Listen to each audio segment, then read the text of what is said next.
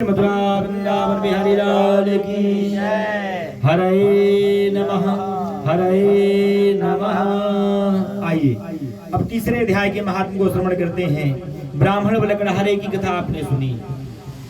अब तीसरे अध्याय की कथा में भगवान नारद को बता रहे हैं और नैमिषारण्य के तीर्थ में सूत जी महाराज 88,000 ऋषियों को बता रहे हैं कि अब और भी कथा सुनिए। ब्राह्मण लकड़हारे की कथा आपने सुनी। किसी भिक्षा मांगते हुए गरीब ब्राह्मण को भगवान विष्णु ने इस व्रत के बारे में बताया। ब्राह्मण ने किसी लकड़ी बेचने वाले लकड़हारे को बताया। दोनों ने इस पृथ्वी पे धन और ऐश्वर्य को प्राप्त किया है। अब और भी कथा बताते हैं। एक नगर में उल्कामुख नाम का एक राजा रहा करता है। वह कैसा राजा है? जितेंद्रीय राजा है, जो अपनी इंद्रियों को वश में करके रखता है, सत्य बोलता है, नित्य देवालय जाता है, इतना धन दान करता है, बहुत से ब्राह्मणों को संतोष हो जाता है। जो उनकी पत्नी है वह भी कमल के मुख के समान वाली सुंदर है। पति व्रत धर्म का पालन करती है। पंथात का मतलब है पतन, जो पति का विनाश होने से बचाए। एक ही धर्म एक व्रत नेमा, काय वचन मन पति पद प्रेमा। स्त्री जात का एक ही धर्म है, मन वचन कर्म से अपने पति का भला चाहे। एक ही धर्म और कोई दूसरा धर्म स्त्री जात के लिए नहीं बना है।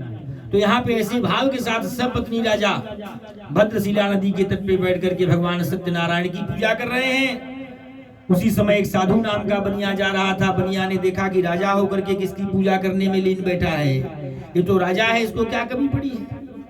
चल करके पूछना चाहिए। बनिया नौका को तीरे पर लगा देता है और राजा के पास जाकर के बनिया जो है हाथ जोड़ करके पूछता है कि हे राजन, आप किसकी पूजा कर रहे हैं? राजा ने कहा कि हमको कोई कमी नहीं है, भगवान ने सब कुछ दिया है हमको, परंतु संतान नहीं है। हे साधु, बिना संतान के धन की कोई शोभा नहीं है, इसलिए मैं संतान कामना के वास्ते भगवान सत्यनारायण की पूजा कर रहा हूँ। ऐसे प्रभु हैं जो संकल्प करो ये पूर्ण करने वाले हैं।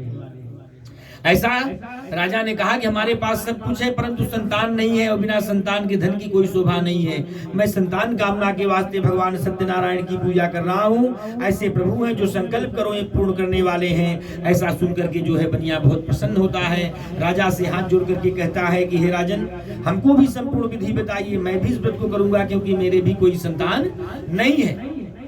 राजा ने बनिया को सारी विधि बताई। बनिया व्यापार से निवृत्त होकर के अपने घर गया और अपनी पत्नी को बताया इस व्रत के बारे में। बनिया की पत्नी का नाम है लीलावती। बनिया ने अपनी पत्नी लीलावती से कहा कि हे प्रिय, यात्रा में उल्कामुख राजा के द्वारा एक ऐसा व्रत सुन करके आया हूँ जो कि पुत्र को देने वाला है। लीलावती बहुत प्रसन्न होती है। न पुत्रा तो परम लाभ न भार्या परमम सुखम। बेटा होना अच्छा है लेकिन बेटी हो जाने से भी कलंक मिट जाता है स्त्रियों के माथे से, और बेटा और बेटी में कभी अंतर नहीं करना चाहिए। सबनम की एक बूंद सी होती है बेटियां, सबनम की एक बूंद सी होती है बेटियां। हीरा है अगर बेटा तो मोती है बेटियां। अगर बेटा हीरा है तो मोती है बेटियां। बेटा बड़ा होकर के एक कुल की लाज बचाएगा, दो दो कुलों की लाज बचाती हैं बेटियां। बेटा और बेटी में कभी अंतर नहीं करना चाहिए। बनिया की पत्नी ने कहा कि हे स्वामी, इस व्रत को करना चाहिए। बनिया चालाक था, बोला धन बड़े कष्ट से कमाया जाता है, अभी धन खर्चने का काम नहीं। जब भगवान सत्यदेव की कृपा से हमारे घर में संतान जन्म लेगी तब हम भगवान की पूजा करेंगे। ऐसे बनिया ने बात को टाल दिया। पत्नी ने कहा कि संतान से बढ़कर के धन दौलत नहीं है, लेकिन बनिया ने कहा टका धर्म टका कर्म टका ही परमम तपः। सब कुछ पैसा को महत्व देने वाले लोग होते हैं कुछ लोग। तो यहाँ बनिया ने भी वही किया, बात को टाल दिया कि जब हमारे घर में भगवान सत्यदेव की कृपा से संतान जन्म लेगी तब हम भगवान सत्यनारायण की पूजा करेंगे। ऐसे जो है बात को टाल दिया। पतिव्रता स्त्री धर्मपरायण हुई। 10 महीने बाद उनके घर में कन्या पैदा हुई जो लक्ष्मी स्वरूपा थी। कला कला बढ़ने लगी। पंडितों ने नामांकन किया, कलावती नाम रखा गया। मीठे वचनों में लीलावती ने कहा कि स्वामी, आपने कहा था जब हमारे घर में संतान जन्म लेगी तब हम भगवान सत्यनारायण की पूजा करेंगे। बनिया ने कहा कि बिटिया के जन्म की खुशी में बरही चट्टी में हमने बहुत सा धन खर्चा कर दिया, हमारे रिश्तेदार भी सब चले गए। अब हम जब बिटिया का विवाह करेंगे उस समय धूमधाम से भगवान की पूजा कर लेंगे। ऐसे बनिया ने बात को टाल दिया। व्यापार करने निकल पड़ा। थोड़े दिन में बिटिया सयानी हो जाती है। ऐसे भी बेटियां कब बड़ी हो जाती है इसका माता पिता को बोध नहीं हो पाता। बिटिया कब बड़ी हो जाती है इसका एहसास माँ बाप को नहीं हो पाता। बनिया व्यापार से निवृत्त होकर के आया। सहेलियों के साथ बिटिया को देखा, विचार करता है कि बिटिया विवाह के योग्य हो गई है, इसका विवाह कर देना चाहिए। दूतों को ब्राह्मणों को बोला कोई श्रेष्ठ बालक विचारिए जो पढ़ा लिखा हो, सुचित हो, जाति भाई में कुलीन न हो, दरिद्र न हो। रीति रिवाज के साथ बनिया ने अपनी बेटी का विवाह कंचन नगर के वैश्य बालक के साथ में संपन्न कर दिया। भाग्यवश जो भगवान की पूजा है वो विवाह के समय भी करना भूल गया। तब भगवान रुष्ट हो गए कि देखो इस बनिया का, इसने कहा जब हमारे घर में संतान जन्म लेगी तो हम आपकी पूजा करेंगे। संतान ने जन्म लिया तो कहा कि विवाह में करेंगे, अब विवाह में इसे याद भी नहीं रहा। ऐसे सब झूठ समझ करके बनिया के ऊपर भगवान रुष्ट हो गए। और बनिया अपनी बेटी का विवाह करने के बाद विचार करता है कि मैंने बहुत सा धन खर्चा कर दिया बेटी के विवाह में, अब मुझे क्या करना चाहिए, पहले व्यापार को आगे बढ़ाना चाहिए। ऐसा वो बनिया विचार करता है।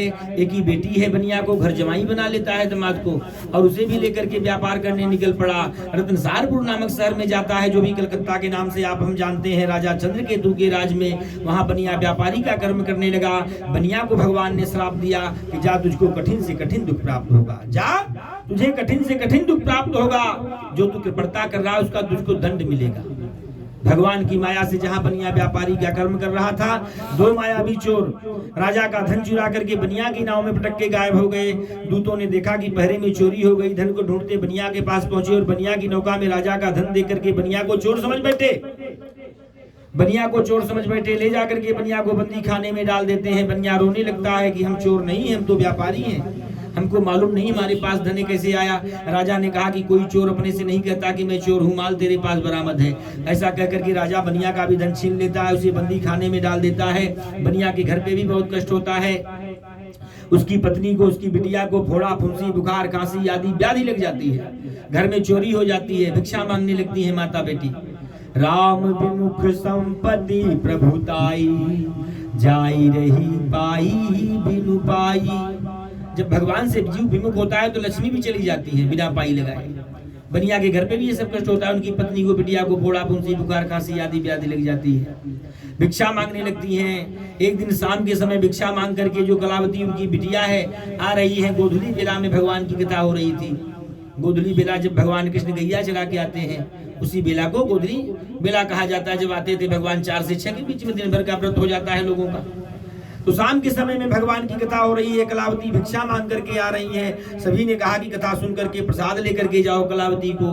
कलावती को घर जाने में थोड़ी रात्रि हो जाती है, विलंब हो जाती है। लीलावती जो उनकी माता जी हैं क्रोधित हो जाती है कि मनस्ते वर्ते, तेरे मन में क्या है हे कन्या, इतनी रात्रि तू घर आ रही है, तेरे मन में क्या है। संत महात्मा, राजा, मंत्री ये घूमे तो पूजे जाते हैं, स्त्रियां ऐसे घूमे तो अपमान होता है।